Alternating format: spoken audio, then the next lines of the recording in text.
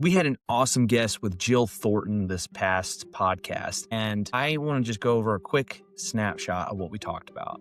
She is just an expert, has been in the fitness world for almost 20 years. She's gone from owning gyms to competing in CrossFit as a regional athlete to establishing some heavy powerlifting and Olympic lifting records. So she's have been very well accomplished in her own fitness. And now she has set out to do everything online, where her and her coaches work with a lot of people to be able to feel good, move good, and look good. And we got to interview her on where she sees the fitness industry going, both with peptides, hormones, and just how to really identify where to start with people who are having a difficult time losing weight, and when is a good time to start thinking about using peptides, and if you even should.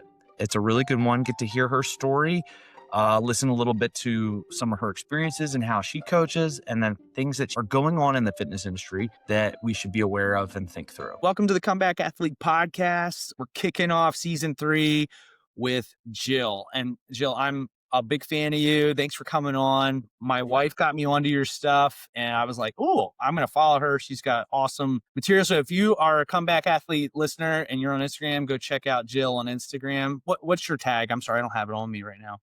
Breakthrough by Jill. Pretty easy to remember.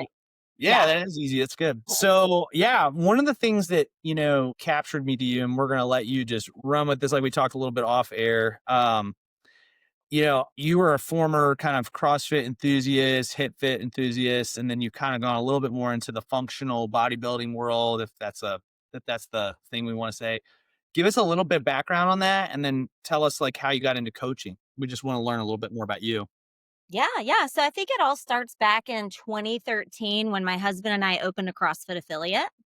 So we opened our gym in 2013. And as you know, with all things CrossFit, the Kool-Aid is strong. And I loved it. I loved the community factor. I loved the workouts. CrossFit introduced me to a barbell. Like there was just so much to love. So for 10 years, we owned and operated our CrossFit gym. And last 2 years ago, we sold it and I shifted my entire business online, but we'll talk about that later. Wow. In the CrossFit space, owning, operating, and coaching at a gym for 10 years, I got really into the competitive side of CrossFit. I have been an athlete my whole life. I played college softball and I just missed that feeling of competing. And I found it in CrossFit, and then I found it in weightlifting. So I dove straight into competitive CrossFit. I was all about the open and, back in the day when we had like regionals and then things were not online, so it's been a long time kind of here with the CrossFit space. So head down, just training like crazy, training high volume, training heavy loads, training to learn the new movements, the ring muscle ups and the strict handstand push-ups, and double unders were my nemesis. I actually hired a coach to help me with my double unders. I don't know if anyone's ever experienced that, but I did. Oh yeah. Shout out Molly Metz. You're amazing. Anyhow, so back up a few years, I was doing competitive CrossFit at a pretty high level. I think my best open finish, I was in like the top 50 in the world in my age group. Wow. I never made it to the games. I was always like that bubble athlete that was right on the edge for so many years. I was going to take the team route a couple times. Never panned out, but anyhow. So top level CrossFit athlete, and I was also doing competitive Olympic weightlifting. So I've won a national championship, a world championship, and a Pan American championship in Olympic weightlifting. So as I was doing competitive CrossFit, I also got into Olympic weightlifting competitively. So All I right, think, I gotta stop you. You gotta stop there. Give us your best lifts real quick, and then keep going. yeah. So I don't know if my record still holds, but platform lifts, that's what I count. Like I can lift more in the gym, but on the platform, it's different, obviously, because you're competing and you're on a stage with the judges and everything. So I broke the world record at the world championships in my weight class at 171-pound snatch, I believe was it. Nice. And I weighed 126 pounds, I think. So That's yeah. impressive.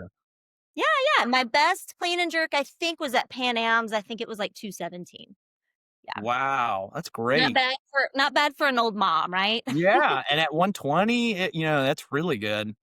Yeah. So good Yeah. stuff So I there. mean, just loved it. I love competing. I'm a competitor. I always have been.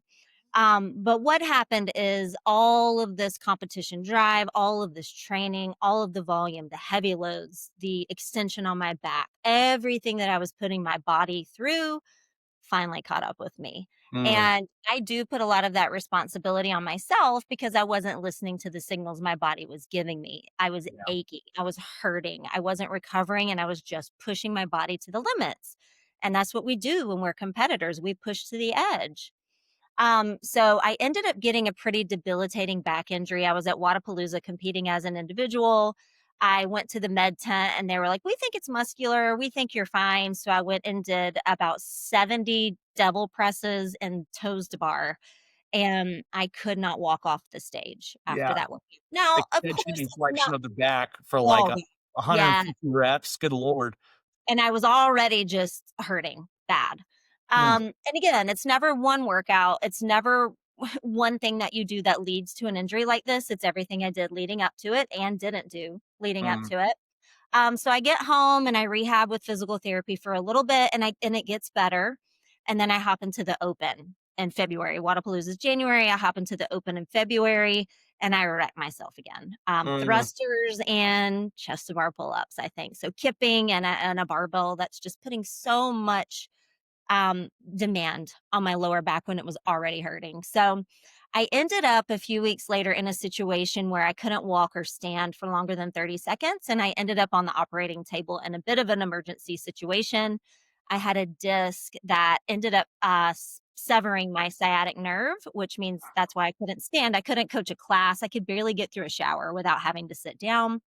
So I had my back surgery, and I will say that that was a pivotal time for me. That's when everything changed. Honestly, that's when everything had to change for me. So when I came out of the surgery, I could only walk for 6 weeks. I couldn't train, I couldn't lift. I lost about 7 or 8 pounds of muscle during that time. And then when I got back, to being able to work out again, I knew I had to do something different because I Mm, couldn't go back to what I was doing or I'd be in the same spot that I was in again. So I started to train with someone at Active Life and they helped me to rehab my back. It was just a trainer that helped with back rehab. yeah. And a lot of what I learned from him, and a lot of what I've learned from functional bodybuilding, and a lot of what I learned from weightlifting rehabbed my back. I Mm, absolutely it's been 3 years now. This was, maybe even 4 years. I think it was 2021 when I had the surgery. My back is stronger now than it's ever been, and I just had to completely change my approach to training. I changed the volume, I changed how often I lifted heavy. It's not that I don't, it's how much and how often yeah. I do it. I train with a plan. I train with strategy. I train knowing when I'm going to hit heavy lifts and knowing when I'm not inside of a training block and cycle. So it's really just been a process of learning what my body needs at this point because I absolutely wrecked it so many Mm, years. So yeah, that's where I am. That's where I am with my fitness journey. That's how I got to where I am with functional strength training. And the program that I write and follow is a strength training, hypertrophy, and conditioning program. So you get all three in each. So that's what I'm doing now. Mhm. beautiful. That's awesome. Tell me a little bit about, you mentioned it earlier, but like you and your husband sold your gym and kind of went all in online. Yeah. Like, how did that come out of this process?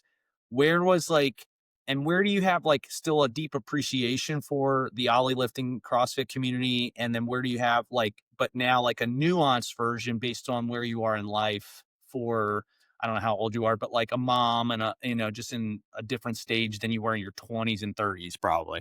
Gosh, I'm in such a different stage. I have 2 kids. I'm 44. And so my husband and I sold the gym a couple years ago to our head coach. Awesome guy. He's doing so great with it. And we decided to shift my nutrition coaching business online. So I was doing nutrition coaching at the gym. We sold the gym and I took that out and put it online.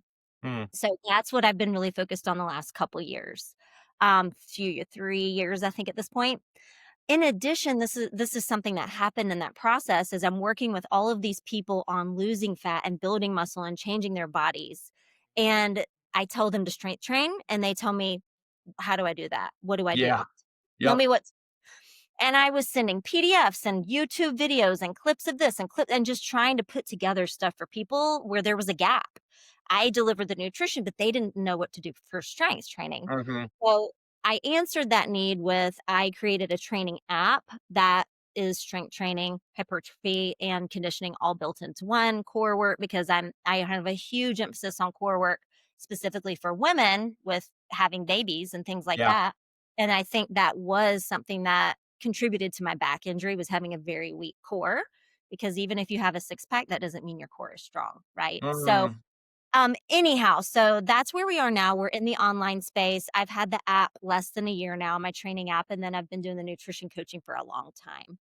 Um, to answer the question about how things have changed for me in terms of my perception of CrossFit is that it was a total gift to me. I mean, for Mhm. those that decade of my life where we owned and operated a gym, it was incredible.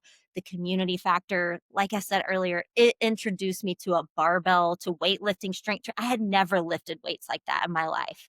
So Yeah. I consider CrossFit a huge gift to me. And then I also consider the injury that honestly I take responsibility for a gift Mhm. to me because during that recovery time is where my nutrition business was birthed. And I Mm. don't that it ever would have happened if I never slowed down and stopped the competitive process. But after back surgery, you don't have a choice. So that's when that happened. And I've never had any kind of negative feelings towards CrossFit at all. I just think that for me and for what I'm looking for in my life right now, in terms of I want to look good, I want to feel good, I don't want to ache, I don't want to hurt and be in pain Yeah. and take a nap every afternoon and be hungry all the time, which were all the things I was experiencing when I was doing CrossFit. That just isn't serving me anymore. That's just not where what I want. And I am Mhm. noticing that with a lot of people in my age demographic as well. So that shift, all of it just kind of coincided together with shifting the training. And I have a huge appreciation for CrossFit and what it did for me. It's just not what works towards my goals anymore. Yeah. The Yeah. you said that so well. I resonate with that. I'm 39, and I felt like, you know, my introduction to CrossFit was I was a former college football player.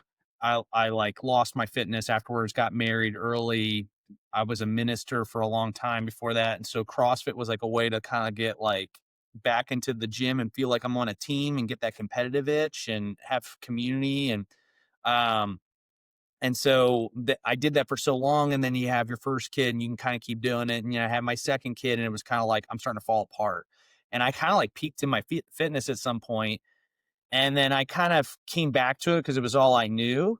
And it wrecked me when we got pregnant with our third kid because I was like trying to go to I was doing a master's in seminary and I was doing CrossFit at 5 in the morning and I was eating paleo because I didn't know any better. And I was just like, and that's not a knock on paleo, but I shouldn't have been eating that with what I was doing Right. and just crashed. And so but it was it CrossFit's fault? No, CrossFit was fine. It's a great methodology for what it is. It was just the wrong tool for where I was in my life was changing, and it's so hard. And I think there's a lot of us in our late 30s, early 40s that are kind of experiencing that our body's not quite the same. Mhm. And it doesn't respond to the dosage the same. And just yeah. So I love that you said that's a really mature take. I think some people poo-poo too much on CrossFit, and it's like I think there's a good and a bad to everything, and it's more about timing.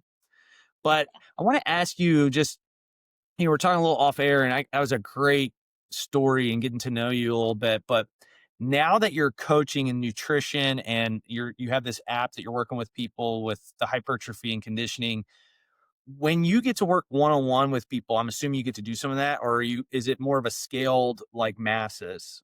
Yeah, so I started one-on-one and I ended up not being able to service as many people as I wanted to. I mean, my time is limited and one-on-one was just I wanted to help more people.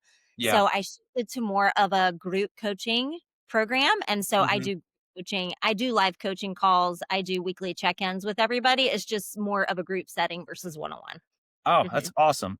So Mhm. in that, do you find like a lot of our coaches that come back, including myself, the people I get to coach, we find that there are a lot of people, and this is where you and I were talking off air, kind of come in and they jump right to the reason I'm not losing weight and the reason I'm like not seeing changes is my hormones, right? Mhm.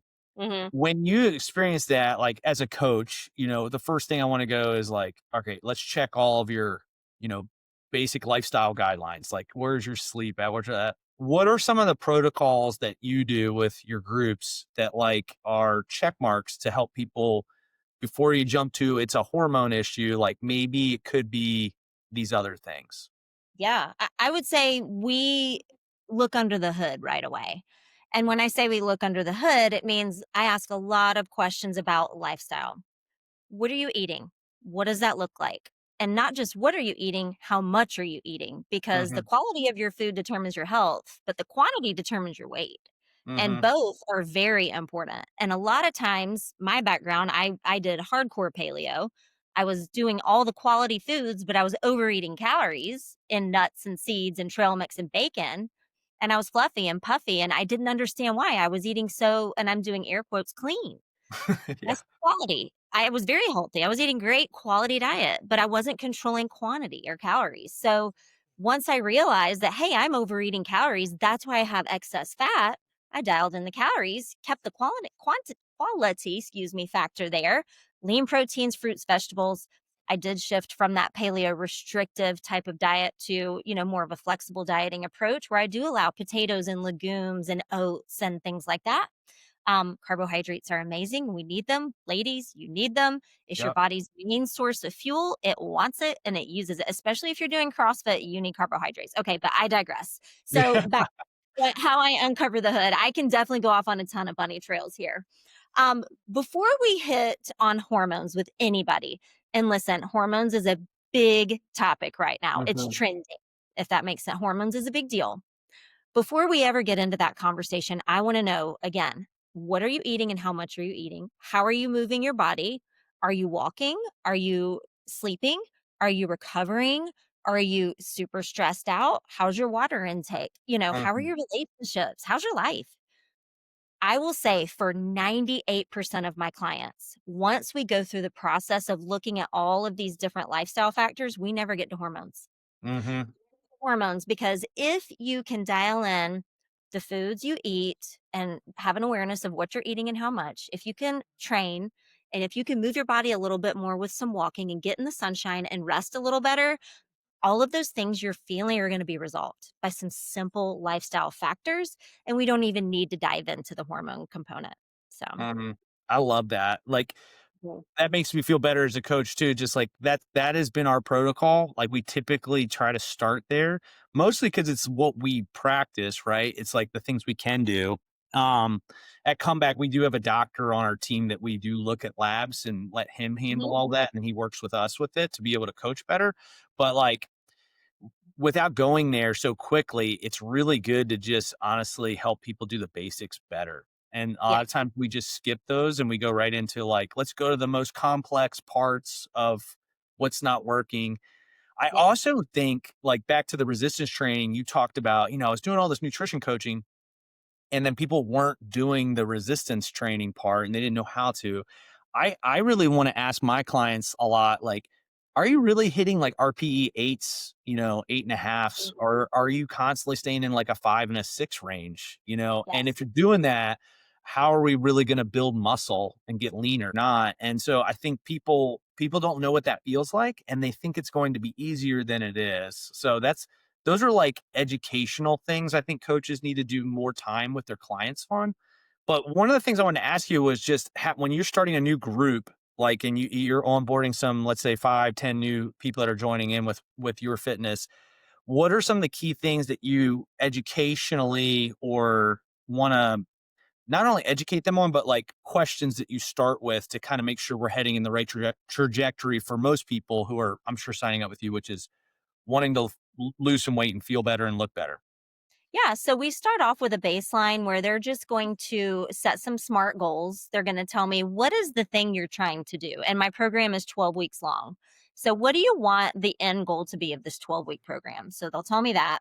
It's really important that they're very specific about it because telling me you want to get toned actually tells me nothing. So, Mm, what is that like? Is that down a pant size? Is that improving your lifts? Is that, fitting in a bathing suit you've never been in before? So, we try to get really, really specific on the goal. And then I'm very upfront with my clients to begin with about what to expect in this program. I don't do quick fix. I don't do fad. I am going to teach you habits to create a lifestyle to help you completely change your body and be able to maintain this lifestyle forever. Because most people that come to my program have done the fads, they've done the challenges, they've done 10 weeks to lose 20 pounds. I don't know. There's so much out there. And it works until it doesn't. What happens on day 11? 75 hard. What happens on day 76? So this is not that. This is a sustainable approach. It is building habits in terms of your nutrition, your movement, and your lifestyle factors to lose weight, gain lean muscle, but also be able to do it forever. So Mm, my approach is really balanced. It's realistic because these are people who have jobs, families, lives. They have work. They have demands on their time. They can't go to the gym 5 hours a day and meal prep 14 hours on the weekends. It's not realistic. So it's yeah. habit building around realistic things that you can do to move the needle and that you can keep doing even after the 12 weeks is gone. So when we're onboarding someone, we set those expectations up front. We gather some metrics like their body weight, their photos, their inches, and things like that.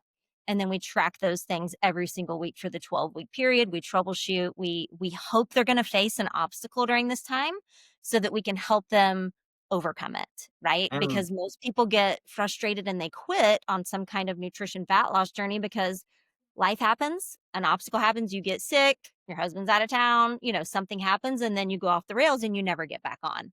So our yeah. goal, I kind of hope something happens so that I can help you learn how to get back on track when life hits you hard, kind of thing. So Mm, just to answer your question, we onboard people with a lot of information, a lot of expectation setting, and this is how this works. This is what this program is, and this is what it isn't. Don't expect extremes here. That is not what we're doing. And I know extremes sell. I know that pills, supplements, shots sell really well. What doesn't sell well is a zucchini and a walk outside. It just doesn't. It's not flashy. It's not sexy. It's so basic, but I tell everybody, I'm like, if you can do the simple basics on repeat consistently, not even mhm, perfectly, for a long time, your body will never look the same. It will never mhm. look. So that's kind of how I try to tee people up in the program before we start. I hope that answered your question. Oh, it does. And to piggyback on it, I would say that it's the thing that helps you not freak out when you go on vacation and come back, because vacation is like the timeout, but it's not like your norm, right? And your new norm is the habits that you created with your coach that like allow you to kind of that's who you're becoming. Yeah. Which is kind of a shift in identity in a lot of ways, right? It's a complete shift in identity. You are going to now be and think like a person who is healthy. Mm, So a lot of it is a mental shift that happens for people too. It's not just physical, it's a mental shift that happens. They improve their relationship with food because it's okay if you have birthday cake at your kid's birthday. That's not going to derail you when the other 98% of your diet is great. Eat the cake, enjoy it. I encourage you to have it. yeah. So it's just a matter of helping people find this balance and manage the tension of their goal and like realistic aspects of being a human and living life, like real life. Yeah. I love that. How many people would you say that you work with that you would say undereat? And how many of the people would you say you think come in overeating? Well, what we know is that most people are really good, and there's a lot of data to support this. At They think they eat a lot less than they do. They Mm, underreport eating, and I would say most people are eating a lot more than they think they are. mhm, So, truly, if you are eating in a calorie deficit, there's no reason you shouldn't be losing weight, right? I mean, for most of the population, that is what works. So mm, if you tell me you're eating in a deficit, but you're not losing weight, you're actually not eating in a deficit. So, right. and again, once I get down into the nitty gritty with my clients and I'm like, are you tracking every bite, handful, every nugget off your kid's plate, every handful of goldfish out of the bag? And we get to the end of the week of doing that and they realize they're eating hundreds of calories more than they thought they were. Right. Then we can uncover what's really going on. And most people, I would say, 95% of people are eating a lot more than they think. Yeah. Mm. Hmm. Would you say, and I follow Ben Bruno. I don't know if you know Ben Bruno online. He's a trainer for celebrities and stuff. He made a comment recently, and I would love to ask you because I think you're somebody respected in the field. Um, that like he trains his female clients different than his male clients, and that he finds different rep ranges of hypertrophy for them is better than it is historically for men. Have you found anything in your strength training to confirm that in your own experience? And yeah, just share what you've learned on that for us. Yeah, I don't know him, but I'll speak from my experience, personal experience working with women and men is strength training is strength training. The only Mhm. difference is women are just a little bit smaller than men. Rep ranges and the way hypertrophy works and the way that we build strength with progressive overload works on the human body pretty much the same. So, in terms of what's better for women, maybe his angle is a woman doesn't want to gain as much muscle as a man. Maybe it's something like that. So the rep ranges would be different. But in terms of what I do and what I have my clients do, we follow progressive overload strength training. We follow a 6 week cycle. We make sure to hit the compound lifts, the accessory lifts, kind of thing. And then strength training is strength training. It is what it is. I Yeah. 100% agree. I think the only angle there that I was thinking in my experience of coaching was you might get an individual, and maybe he's worked with a lot of one-on-one individuals that just hate like the 5x5 or four by Yeah. 8 10, and they really want to, they just feel more compliance and better with a Sure. higher rep range. So if you're going to comply better, you'll probably get better results, right? So, Yeah, always, always, and it's yeah. what works is what you'll do. So the Yeah. training program that works is the one that you'll do consistently, and if you hate 5 by 5, don't do that. Yeah. So, Yes. So yeah. I think it's more that than it is like real science. It's more of just Yes. what somebody's more willing to apply to. So Yeah. you had mentioned earlier, and I wanted to hit this with you because I think it's one of the, we talked about fads or buzzwords going around right now, but like the peptide craze in the fitness industry is huge. Yeah. And we talked about people wanting to jump right to fix my hormones. We want to actually start with the boring stuff that you're not probably doing well. What's your take? What have you kind of like experienced with peptides, and what are a lot of your clients thinking and saying about that you guys have to talk about in your kind of Yeah. consultations? Gosh, there's a lot of questions about it right now, and again, it's kinda bringing me back to the '90s of, like, FinPen days and Hydroxycut, like, it's Yeah. wild. It's the Wild West out there. It always has been, but it's the Wild West. Mhm. And what I always come back to is, there's nothing new under the sun when it comes to nutrition. There isn't. Mm. Protein, fruits, vegetables, eat things that came from the ground or had legs, that's pretty move your body. So, in terms of my personal opinion on peptides, we can start with GLP-1s, which are also peptides. Mhm. I believe that there is a demographic that GLP-1s are incredible for, Mhm. extremely effective. Um, I believe that people who are obese or have diabetes, perfect, do it. I think that if you were going to take a GLP-1, it needs to be done under the supervision of a physician, and Mm. it doesn't need to be done using a link from an influencer who's in an MLM that's making money selling you a drug online. I think that's really towing the line right now Yeah. with pharmaceuticals and influencers. I'm not even going to tell you the number of messages I get on a weekly basis to sell peptides, to sell microdoses of GLP-1s and the amount of money they offer me to do it. So I work with people who are on GLP-1s. I work with people who are coming off of GLP-1s, and I love it because they're wanting to build the lifestyle habits in order to maintain the weight loss that they're getting from a drug. Mm. So when it comes to peptides, the supplement peptides or the GLP-1 peptides, GLP-1s under the physician's care, they'll prescribe it to you, good to go. The others, there's trade-offs. There's trade-offs for any and everything you put in your body. Synthetic, whole foods, anything that you're putting in your body, there's going to be a trade-off. So every person has to decide what they're willing to trade off. There's not a ton of data out there about peptides in Mm. terms of like supplement side of them with the powders and pills and things like that. There's just not a ton of data out there. However, if you feel inclined to take it, you do what you want with your body. Just understand that there are trade offs, and there's not a lot of studies out there to support long term efficacy with things like this. I'm on the lookout for them. I'm hopeful that we will get studies to support, that long term use of these things is healthy and safe. I'm not seeing it right now, so I, of course, am hesitant with those. And then again, it comes back to like the original question about is it my hormones? A peptide is a bridge, it's a band-aid, it's not a solution, right? Mm. Because what happens when you stop taking it? Yeah. Everything that happened while you were taking it was due to the effect of a drug being in your body or a substance being in your body. Mm, Anyway, any change you saw is going to go away if you don't change the lifestyle and the habits behind what caused that weight gain to begin with. So mm, why don't you start at square one? Let's start at square one and fix the habits. Let's fix the things that got you to where you are now anyway. So peptides can be a tool. I believe they can be a great tool for a very specific demographic. Absolutely. But I just think that, a lot of people are missing the trees for the forest because we're just not looking at what are we doing? Are you really eating well? Are you eating the amount of food to support your body, your activity, but not body fat? Are you moving your body enough? Are you super stressed? Like yeah. there's so much that plays into this equation. So Mhm. long story short, my take on peptides is do what you want with your body, right? Just try to educate yourself on the safety of these. I know there are some peptides that are banned on the anti doping agents. I'm a competitive weightlifter and I get drug tested when I lift. There are some of the, I would never be able to take these because they're banned. They're a banned substance. Some of them Mm, are, not all of them.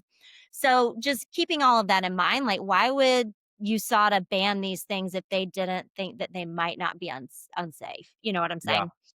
So anyhow, just to kind of put a nail in it, it's a band-aid, it's a bridge, but we really need to uncover the problem to get you to a really good place long term.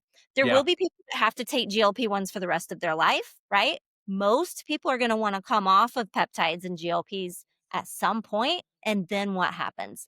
That's where we have to make sure we've established some lifestyle factors to keep that weight off, or it's just going to come back. And I've seen it go both ways with people Yeah. that, yeah, Totally. Really well said, Jill. I've kind of had like a rule with GLP-1s with my clients where I'm totally fine. I have clients who are on them, but I'm real big on like before you go on them, I'd like to make sure your habits are more dialed in because when you come off, that's the thing that's going to be that's there to keep our success that it's helped get it off, right? And this client that I have that's done it, she's done amazing. Like Mhm. she records all her walking, her nutrition, her water, her sleep, and she's out in. So when she comes off, It'll be great. she's Yeah, gonna stay fit. yeah, And so she's a perfect candidate for it. And then I've had, clients that, you know, uh, they asked me their opinions on their mom who's got hip surgery and she's already, 100 pounds overweight. And it's like, yeah, I think a GLP was great for her because she yeah, can't move. She's not going to be able to walk a lot and she's already struggling. So this could be something that is a blessing for her. But I think where you and I run into a lot of people is, can this make my life easier without having to do the hard work of changing habits? And in other words, like, we keep doing all these one liners, but like, can I have my cake and eat it too? Right. It's like, yeah, no, you can't in fitness. You can't unless you want to have really negative trade offs at the end where it's like you're either living on these peptides or you're doing some other stuff that's harder than peptides to try to make sure that you can yeah, kind of eat donuts and look like you have a six pack. right. So And I one got thing, introduced to that in the bodybuilding world when I did my first bodybuilding. I was so oh yeah, naive to it. yeah, And I had it's a actually, nutrition guy who was it's helping me. yeah, He was they've been helping me around out, and for a he said long time. he said to me, "I'm sorry, this is just a story real quick," but he goes, um, you can only have fish and green beans and asparagus." And he's like, but then he talked to the guys next to me, and they could have eggs and they could have a little rice. I'm like, why do they get rice and eggs? He said, because they put things in their body that you don't. And I was like, got it. Like I learned that lesson quick. I was like, oh, that stuff really helps us, so you can eat more junk Yeah, and get away with it. yeah. Um, Go ahead, Jill. I'm sorry I cut you off. No, no, not at all. So one thing that I'm finding, I'll use the word interesting instead of frustrating is, what I'm seeing currently on social media is people utilizing peptides to lose the last 5 pounds off their body. Girls who are already fit, girls who are strong and already lean, promoting these using their affiliate links to, in an MLM to make money in order to tell you that, hey, you can get these last 5 pounds off too by using this product that I'm schlepping on social media. And so it's just one of those things where we went through this whole phase of body positivity and to now everybody's like, but you can be skinnier. You can absolutely be skinnier than you already are. And for my daughter who's 19, I hate that she's seeing that on social media, and I Mm, hate that my clients are seeing that. And it kind of is like the work, you don't have to do the work, just take the thing, you know? So it's mhm. just one of those things that I'm kind of just like biting my tongue about, but everything works itself out in the end. I'll just leave it at that. I love that. Let's conclude on this. So, and I really appreciate your time coming on today. Where do you think the fitness industry is heading with the state of where we're at with peptides, AI, social media? You call it the Wild West. It kind of always has been. I agree with you. What's your forecast? Not that you're a prophetess or anything, but where are Yeah. you seeing the winds blow? Yeah, I mean, I definitely see it getting wilder. I mean, as technology improves, things are definitely going to get more interesting. I think we have some serious foundational problems in our country that are lending itself to the obesity epidemic. Like our food environments are terrible. Like, Mm, why are there Snickers bars at Office Depot when I'm checking out? Like, why is that necessary? It's just our food environment is absolutely the biggest influence on why our as a society we are obese. So if we don't find ways to improve our food environment and the foods that are given to us and available to us, it's going to be very difficult to, improve the obesity epidemic.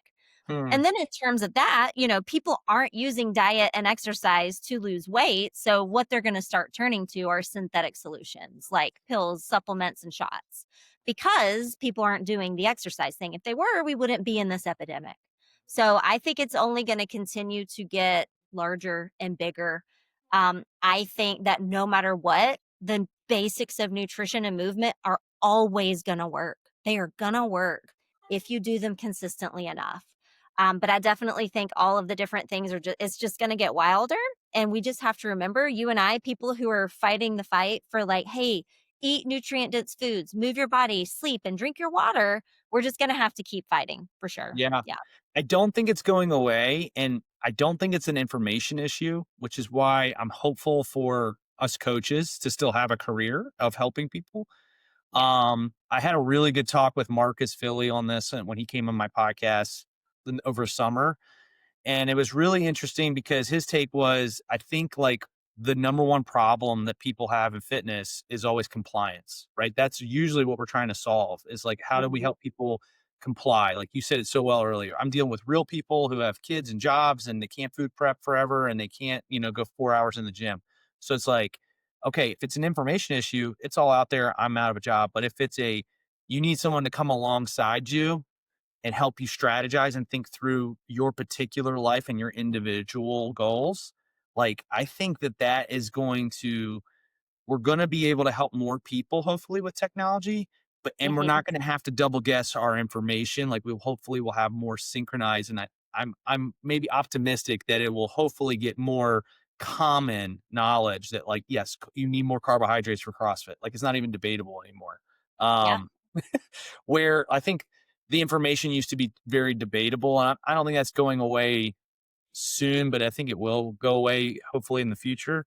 But I think people like you will continue to make an impact and continue to help people because the compliance issue and the community issue you can make online with people is so crucial. So I'm Yeah. hopeful and I'm thankful for what you do.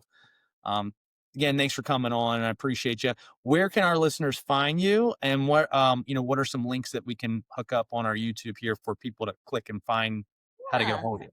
Gosh, what a pleasure to be here. Thank you again, Blake, for asking me. So you can check out my Instagram account. It's Breakthrough by Jill. My business is Breakthrough Health. So you can Google my website, Breakthrough Health. That's going to have information on the training app. That's going to have information on my nutrition coaching programs. And then people are welcome to email me at jill@breakthrough.health as well. I answer every email and I do my best to respond to people and help people as much as I can. So, yeah, they can reach me several different ways. Instagram is where I share a ton of my free resources and recipes and tips and strategies and things of that nature. And then the website will give you more information about how to work with me. Yeah. Awesome. Thanks, Jill, for coming on. I appreciate you, and thanks for listening to the Comeback Athlete podcast. Thank you. See ya.